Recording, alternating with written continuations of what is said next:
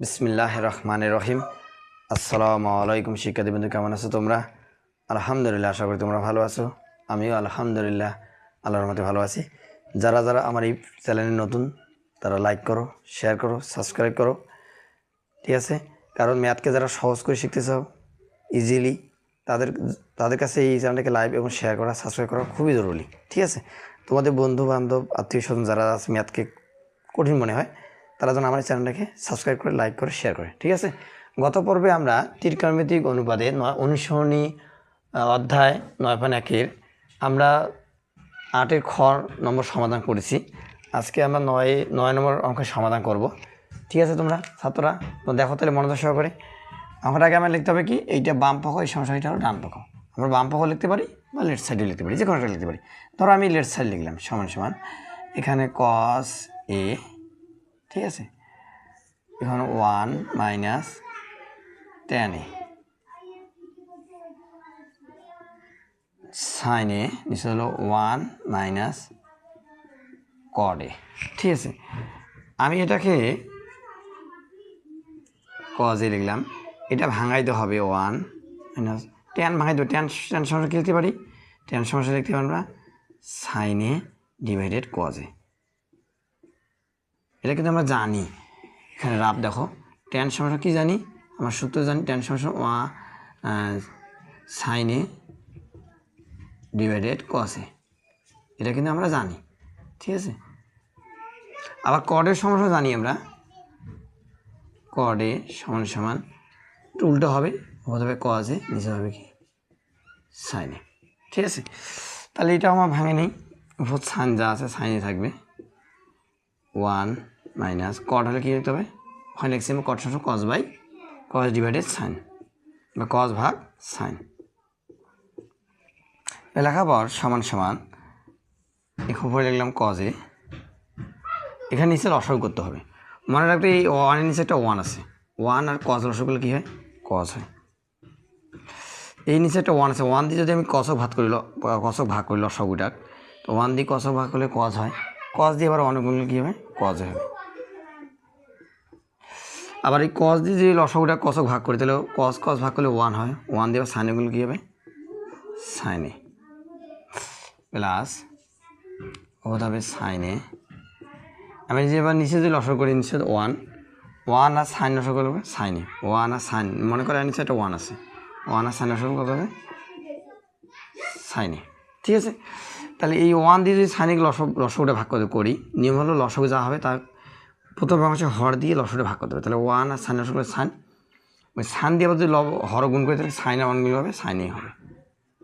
এবার সাইন দিয়ে যদি সাইনে ভাগ করে 1 হবে, 1 দিয়ে কস মিলে হবে cos a, কী হবে cos a, বুঝছো?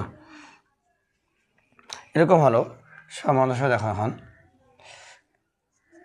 এখন তবে এটা উল্টি দিক দেই, তাহলে কী হবে, cos a গুণন, এইটা উপর যাবে cos, নিচে হবে cos a minus sin a। আমরা এটা একটু যদি মিশিয়ে দেই সমস্যা নাই, কারণ এটা তো আমরা করে ফেলছি।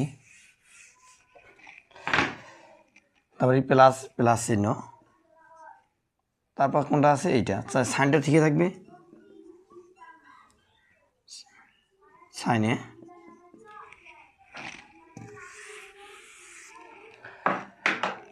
a থাকুন এখানে, মনে করো এইটা উল্টে গেলে নিচেটা উপরে হয়, হরটা লবটা হবে হর।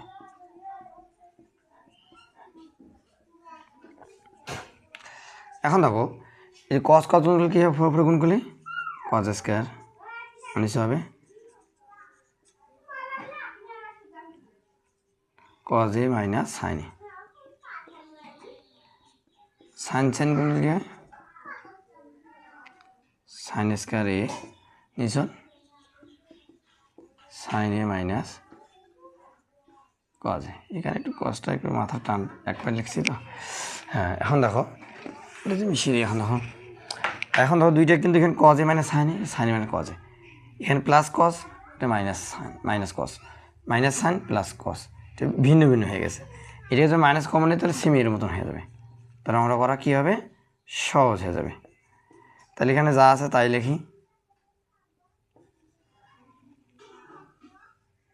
দেখো cos a মাইনাস সাইন এ, এখানে আমি মাইনাস কমন নেই, তার মাইনাসে প্লাসে কি মাইনাস সাইন হবে, আর মাইনের মাঝে কি প্লাস কস, তার প্লাসটা আগে লিখি, মাইনের মাঝে প্লাস কস এ প্লাস মানে মাইনাস সাইন দিয়ে পরে লিখি।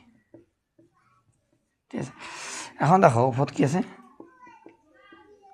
উপর আছে সাইন স্কয়ার। ঠিক আছে, এখন দেখো উপর কি হলো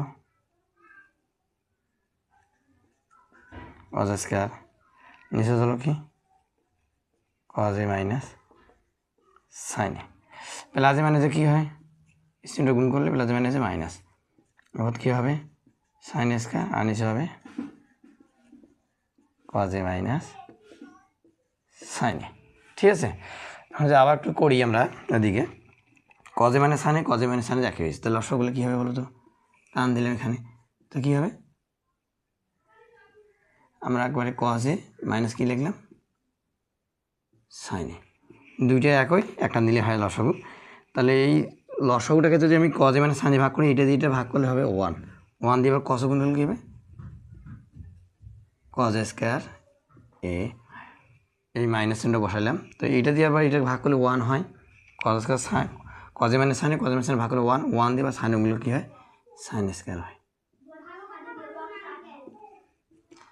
এখন দেখো এ স্কয়ার মাইনাস বি স্কয়ার সূত্র কি, এ plus B A minus B, অতএব কী হবে কস এ প্লাস সাইন এ, এটা মনে করতে হবে এ, এটা বি, তাহলে এ প্লাস বি কস এ প্লাস সাইন এ, আর এখানে লিখতে পারি কস এ মাইনাস কস এ প্লাস সাইন এ, কস এ মাইনাস সাইন এ, আর নিচে কি আছে কস এ মাইনাস সাইন এ।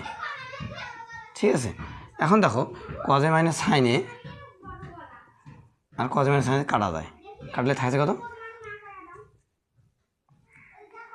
কস এ প্লাস সাইন এ, এটা আমাদের সাজে লিখি, সাইন এ আগে আর প্লাস কস এটা হবে পরে, এইভাবে এটা প্রমাণ দেওয়া আছে। ঠিক আছে, আমরা অতএব লিখতে পারি লেফট সাইড সমান সমান রাইট সাইড, কী লিখতে পারি প্রুফ লিখতে পারি PROVED। ঠিক আছে, খুব সোজা হয়ে গেল অঙ্কটা, বুঝছো কি? যারা যারা এইভাবে সহজ করে ম্যাথকে শিখতে চাও তারা আমার চ্যানেলকে লাইক করো, শেয়ার করো, সাবস্ক্রাইব করো, আমার পাশে থাকো, ইনশাআল্লাহ তোমাদের সহজ করে ম্যাথকে আমি শেখাবো। আসসালামু আলাইকুম।